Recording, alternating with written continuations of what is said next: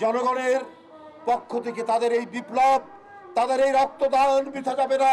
এই রক্তদান তো হচ্ছে এদেশের সমাজকে একটি গণতান্ত্রিক সমাজে পরিণত করার।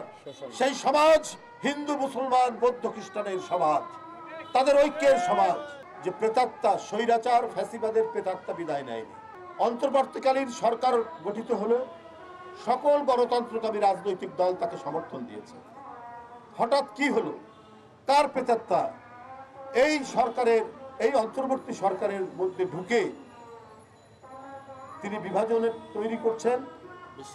তিনি বলছেন বিএনপিকে ইঙ্গিত করে স্বরাষ্ট্র উপদেষ্টা ব্রিগেডিয়ার জেনারেল সাখাওয়াত হোসেন,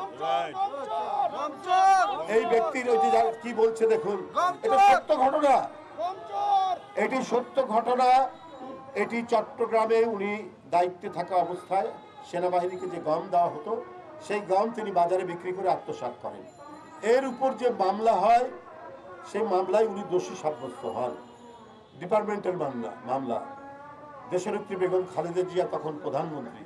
তিনি ভাবলেন যে এই সেনাবাহিনীকে তিনি অত্যন্ত, এই সেনাবাহিনীর প্রতি তার শ্রদ্ধা, ভালোবাসেন। শুধু স্বাধীনতা, সার্বভৌমত্বের প্রতীক, আবার স্বাধীনতা যুদ্ধে তার স্বামী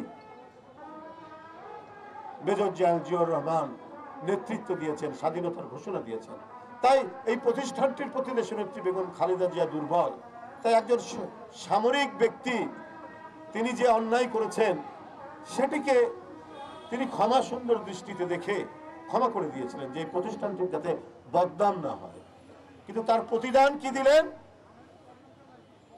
যে স্বৈরাচার, যে ফ্যাসিস্ট দীর্ঘ 16 বছর বাংলাদেশের প্রান্তর থেকে প্রান্তর, রাস্তাঘাট, শ্রমিক, কৃষক, জনতা, সর্বশেষ স্কুল, কলেজ, বিশ্ববিদ্যালয়ের ছাত্রদের রক্ত শুধু পান করেছেন, রক্ত ঝরিয়েছেন, তাদেরকে বলছেন যে আপনারা এখন সংগঠন করেন।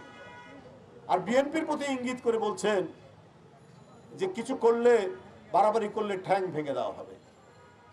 আপনি কিসের উপদেষ্টা?